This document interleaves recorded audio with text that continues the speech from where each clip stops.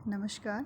BA प्रथम वर्ष के विद्यार्थियों के लिए आज का हमारा विषय है हिंदी साहित्य के इतिहास का प्रथम काल, जिसे हम आदिकाल के नाम से जानते हैं। उस आदिकाल का परिवेश, परिस्थितियाँ या उसकी पृष्ठभूमि क्या रही। इससे पूर्व के व्याख्यान में हमने हिंदी साहित्य इतिहास, लेखन परंपरा, साहित्य का काल विभाजन तथा साहित्य का विभिन्न विद्वानों के द्वारा जो नामकरण किया गया था उसका हमने अध्ययन किया था। चूँकि बीए प्रथम वर्ष के छात्र छात्राओं के लिए हिंदी साहित्य के अंतर्गत हम प्रथम बार ही हिंदी साहित्य के इतिहास का अध्ययन करेंगे, अतः उनके लिए यह जानना आवश्यक है कि हिंदी साहित्य का जो इतिहास है उसे कितने भागों में, किस रूप में विभक्त किया गया है। इससे पूर्व के व्याख्यान में हमने कई विद्वानों के द्वारा जो हिंदी साहित्य का काल विभाजन किया गया था उसका अध्ययन किया था। उसमें हमने देखा था कि विभिन्न विद्वानों ने अपने अपने मतानुसार हिंदी साहित्य के इतिहास को कई वर्गों में विभक्त करने का प्रयास किया है, जिसका प्रारंभिक प्रयास किया गया था गारसादय तासी के द्वारा। उसके पश्चात कई विद्वानों ने हिंदी साहित्य के इतिहास को वर्गों में बांटने का कार्य किया, परंतु इस क्षेत्र में जॉर्ज गिरियर्सन का नाम महत्वपूर्ण आता है, जिन्होंने 1888 ईस्वी में हिंदी साहित्य के इतिहास को प्रथम बार कालों में बांटने का स्तुत्य प्रयास किया था तथा हिंदी साहित्य के इतिहास को विभिन्न कालखंडों में विभक्त किया था, जिसका अध्ययन हम कर चुके हैं। उसके पश्चात हिंदी साहित्य को या हिंदी साहित्य के इतिहास में जिनका नाम सर्वाधिक महत्वपूर्ण है या हिंदी साहित्य के इतिहास के काल विभाजन में जो नाम अग्रणी माना जाता है या जिनके अनुसार आज हम साहित्य का अध्ययन करते हैं, वह महत्वपूर्ण नाम है आचार्य रामचंद्र शुक्ल। क्योंकि आचार्य शुक्ल के द्वारा दिया गया काल विभाजन आज सर्वमान्य है। आचार्य शुक्ल ने जो काल विभाजन किया था, जिसे हम 1932 हिंदी शब्द सागर की भूमिका के रूप में पढ़ते हैं, या इससे पूर्व के व्याख्यान में हमने उसका अध्ययन किया था, जिसमें उन्होंने हिंदी साहित्य के इतिहास को 4 भागों में विभक्त किया था, जिसे हम आदिकाल, भक्तिकाल, रीतिकाल तथा आधुनिक काल के नाम से जानते हैं। तो सर्वप्रथम हिंदी साहित्य के इतिहास यानी जो हिंदी भाषा या जिस भाषा का हम अध्ययन करेंगे प्रथम प्रश्न पत्र के रूप में, उसके अंतर्गत उस भाषा के इतिहास को बांटने का जो स्तुत्य प्रयास किया गया, वह प्रयास किया गया आचार्य रामचंद्र शुक्ल ने। यद्यपि उन्होंने हिंदी साहित्य के प्रथम काल को वीरगाथा काल नाम दिया था, परंतु अध्ययन करते समय हमने यह भी देखा था कि उसके पश्चात हजारी प्रसाद द्विवेदी जी द्वारा शुक्ल जी के नामकरण को अकाट्य तर्कों के द्वारा काटा गया तथा हिंदी साहित्य के इतिहास के प्रारंभिक काल को आदिकाल के नाम से जाना गया। उसके पश्चात हिंदी साहित्य का कोई भी विद्यार्थी हो, वह हिंदी साहित्य के इतिहास को जिन रूपों में पढ़ता है या जिन वर्गों में विभक्त होकर साहित्य का इतिहास किया गया उसका वह अध्ययन करता है, तो वह हिंदी साहित्य के इतिहास को 4 भागों में अध्ययन के रूप में अध्ययन करता है, जिसके प्रारंभिक काल को हम आदिकाल के नाम से जानते हैं, जिसकी समय सीमा 1050 ईस्वी संवत से 1375 ईस्वी संवत तक मानी जाती है। उसके पश्चात मध्यकाल आता है। उस मध्यकाल को पुनः 2 भागों में बांटा गया है, जिसे भक्तिकाल तथा रीतिकाल के नाम से जाना जाता है। भक्तिकाल का समय 1375 ईस्वी संवत से 1700 ईस्वी संवत तक माना जाता है तथा रीतिकाल का समय 1700 ईस्वी संवत से 1900 ईस्वी संवत तक माना जाता है। उसके पश्चात हिंदी साहित्य के इतिहास का आखिरी जो काल है वह है आधुनिक काल, जिसका समय 1900 ईस्वी संवत से अद्यतन या आज तक माना जाता है। इस रूप में हिंदी साहित्य का जो प्रारंभिक काल है उसे हम आदिकाल के नाम से जानते हैं। उसी आदिकाल के बारे में आज हम अध्ययन करेंगे। तो सर्वप्रथम किसी भी काल का अध्ययन किया जाता है तो सबसे पहले यह बात सामने आती है कि क्या ऐसी परिस्थितियाँ रही या क्या ऐसे कारण रहे कि हिंदी साहित्य में आदिकाल या हिंदी साहित्य का प्रारंभिक काल जो प्रारंभिक काल आदिकाल के नाम से जाना जाता है, उसका प्रादुर्भाव हुआ या उसकी शुरुआत हुई? क्या ऐसे कारण रहे कि साहित्य में यह काल आया, आदिकाल? इस कारण आज हम उस आदिकाल की पृष्ठभूमि का अध्ययन करेंगे। अब ये हम जानते हैं, किसी भी भाषा का साहित्य हो, क्योंकि वह साहित्य अपने समाज से, अपने परिवेश से, स्थितियों से आदि इन सभी कारणों से प्रभावित होता है। और जब हम बात हिंदी साहित्य की करते हैं तो हिंदी साहित्य का जब हम प्रारंभ हुआ, जो कि आदिकाल है, या उसी का आज हम अध्ययन कर रहे हैं, तथा उसकी काल सीमा को लेकर भी कई विवाद रहे थे। ये हमने देखा था कि कुछ विद्वान इसे 7वीं से 8वीं शताब्दी मानते हैं, तो कुछ जैसे आचार्य शुक्ल ही इसे 10वीं शताब्दी मानते हैं, और अंतिम इसकी 13वीं 14वीं शताब्दी तक इसका अंत माना जाता है। तो इस रूप में हम ये देखते हैं कि 7वीं 8वीं शताब्दी से लेकर 14वीं शताब्दी तक जो आदिकाल चला, उस आदिकाल की परिस्थितियाँ कैसी थी, पृष्ठभूमि कैसी थी, उस समय का परिवेश कैसा था, क्योंकि कोई भी साहित्यकार स्थितियों परिस्थितियों से प्रभावित होता है, तथा जो समाज में घटित हो रहा है उसे ही वह साहित्य में अभिव्यक्ति प्रदान करता है। इसीलिए साहित्य को समाज का प्रतिबिंब या समाज का दर्पण भी कहा जाता है। तो इस प्रकार हम देखते हैं कि आदिकाल के समय जो आदिकालीन साहित्य रचा गया, उसकी पृष्ठभूमि क्या रही थी, उस समय का परिवेश क्या था, कवियों को या रचनाकारों को किस प्रकार से प्रेरणा मिली साहित्य लिखने के लिए, उस समय कैसा धर्म था, कैसी साहित्यिक परिस्थितियाँ थी, राजनीतिक स्थितियाँ कैसी थी, साहित्य किन प्रेरणा के रूप में साहित्यकारों के लिए कार्य कर रहा था, यह सभी बिंदुओं के बारे में हम आज अध्ययन करेंगे। सबसे पहले हम देखते हैं कि उस समय की साहित्यिक पृष्ठभूमि कैसी थी।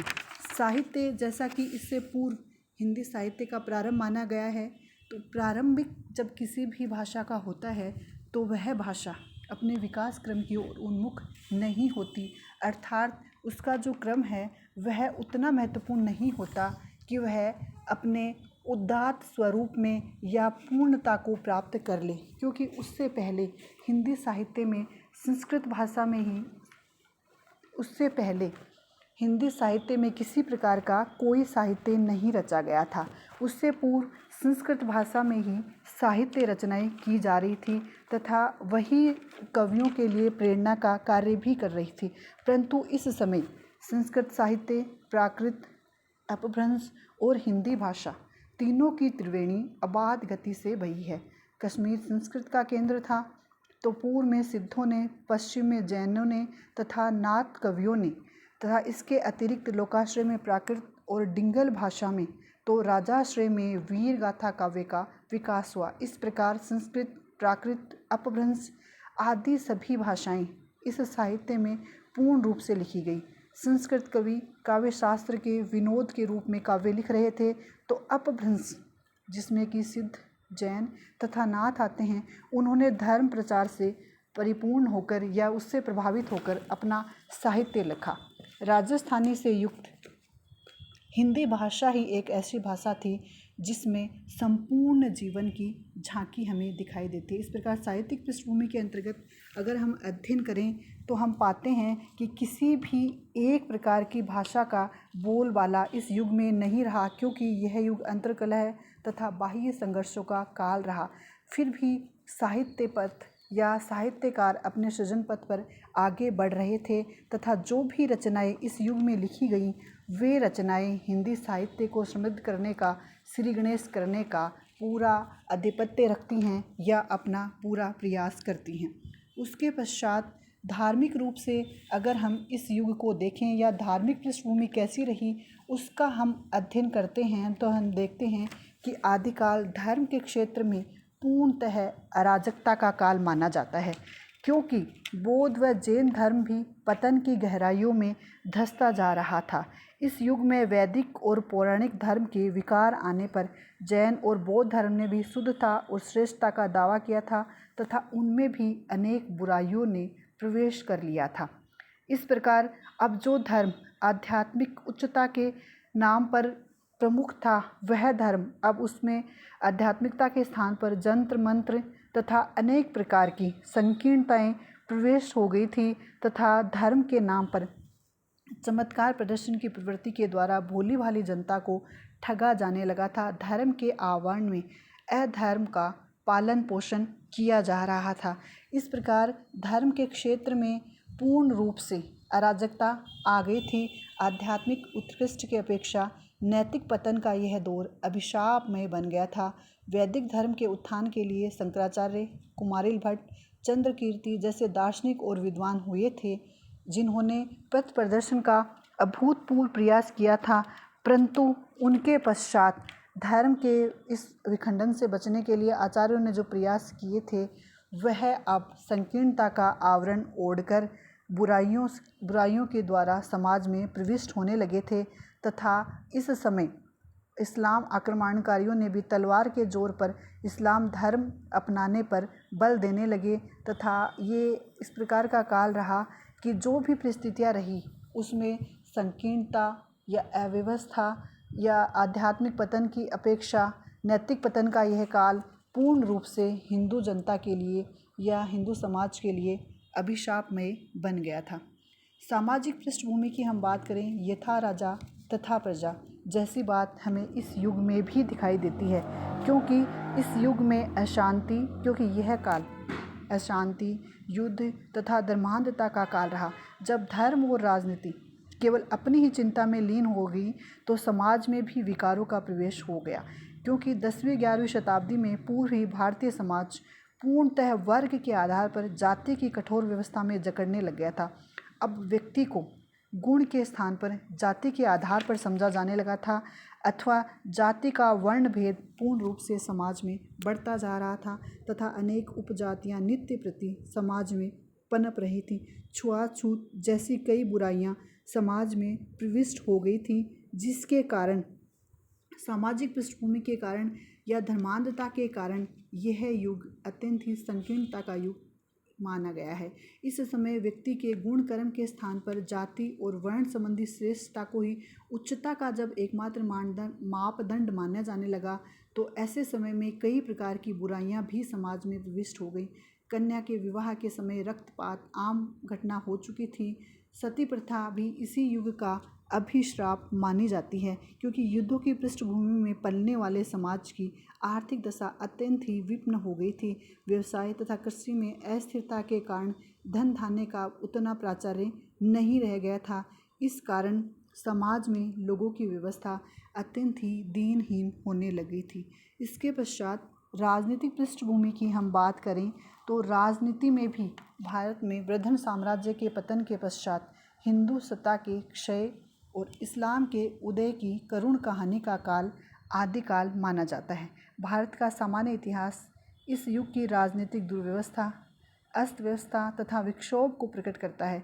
यह युग राजनीतिक पराजय और गृह कलह का युग था। एक और विदेशी आक्रमणकारियों की निरंतर चलने वाली भीषण आंधियाँ थी, जिससे हम कभी स्थिर ना रह सके, तो दूसरी ओर राजा भी तथा सामंत भी आपस में ही युद्ध लड़ रहे थे, जिससे उनकी आपसी फूट अपने ही देश को खोखला किए जा रही थी।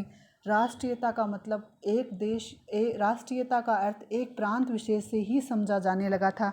अतः संकुचित राष्ट्रीयता भी इस युग की एक महत्वपूर्ण विशेषता मानी जाती है, जिसके कारण पूर्ण रूप से आपस में लड़ते हुए अपनी सत्ता को क्षय करने लगे तथा इसका फायदा विदेशी आक्रमणकारियों ने उठाया। कश्मीर, कन्नौज, दिल्ली, मालवा, अजमेर, ग्वालियर, बुंदेलखंड, गुजरात, इन 8 भागों में विभक्त संपूर्ण भारतीय राजनीति राजपूत राजाओं के हाथ में थी। अब इन राजाओं की आपसी फूट, इनका आपसी द्वंद्व तथा संघर्ष से अरबों और तुर्कों को राज्य विस्तार का सुनहरा मौका मिला तथा वो उत्तर भारत में या संपूर्ण भारत में अपने साम्राज्य की नींव फहराने लगे तथा यहाँ आकर अपना राज्य स्थापित करने का प्रयास करने लगे। इस प्रकार राजनीतिक घटनाओं और परिस्थितियों का मूल्यांकन करने से हम ये स्पष्ट रूप से देखते हैं कि हिंदुओं में राज्य प्राप्ति और विस्तार की लालसा तो थी, किंतु वे आपस में लड़ते रहने के कारण विदेशी आक्रमण के समय एक दूसरे को सहयोग देने की भावना नहीं थी, जिसके कारण वे सभी एक के बाद एक परास्त होते गए और विदेशियों के हाथों अपनी स्वतंत्रता खो बैठी। वे 10-5 गांवों के शासक को ही अपना राष्ट्र समझते थे और केवल उसी संकुचित राष्ट्र के लिए मर मिटने को तैयार रहते थे। व्यक्तिगत वीरता होते हुए भी, हालांकि इस युग में वीर हुए हैं या देशभक्ति की प्रबल भावना थी, परंतु वह संकुचित अर्थ में थी, इसलिए व्यापक राष्ट्रीयता के अभाव में उन्हें पराजय का मुंह देखना पड़ा। राजा को सर्वोपरि सत्ता समझना, अंतर्कलह, ईर्ष्या, द्वेष आदि इस युग की राजनीतिक विशेषताओं के अंतर्गत मानी जाती है। इसके अतिरिक्त पृष्ठभूमि के अंतर्गत हम देखें तो सांस्कृतिक पृष्ठभूमि भी महत्वपूर्ण है। इस युग की सभी कलाओं में समन्वय, स्वाधीनता और राष्ट्रीयता का स्वर मिलता है। स्थापत्य कला में खजुराहो, पुरी, सोमनाथपुर आदि भव्य मंदिर सद्भावना के प्रतीक हैं। आबू के दिलवाड़ा जैन मंदिर भारतीय स्थापत्य कला के अद्वितीय उदाहरण माने जाते हैं। स्थापत्य कला के साथ साथ चित्रकला, संगीत, नृत्य कला, मूर्तिकला आदि भी चरम उत्कर्ष पर पहुंच चुकी थी। इस प्रकार आदिकालीन जो भी साहित्य रचा गया, सिद्ध, जैन, नाथ, रासो, लौकिक, गद्य, इन 6 रूपों में हम जिन्हें हिंदी साहित्य के इतिहास के आदिकाल के अंतर्गत पढ़ते हैं, उसके पीछे यही प्रेरक परिस्थितियाँ या इनके पीछे यही राजनीतिक, सामाजिक, साहित्यिक, सांस्कृतिक तथा धार्मिक परिस्थितियाँ कार्य कर रही थी। इसी के फलस्वरूप हिंदी साहित्य का प्रारंभिक युग आदिकाल आता है। अतः उपर्युक्त सभी तत्वों का अध्ययन करने से या इन्हीं परिस्थितियों का अध्ययन करने से स्पष्ट होता है कि इस युग में उपेक्षित और दलित वर्ग भी अभिव्यक्ति के लिए कुलबुला रहा था। यह संघर्ष का दौर बाद के कालों के लिए आधार स्तंभ साबित हुआ है।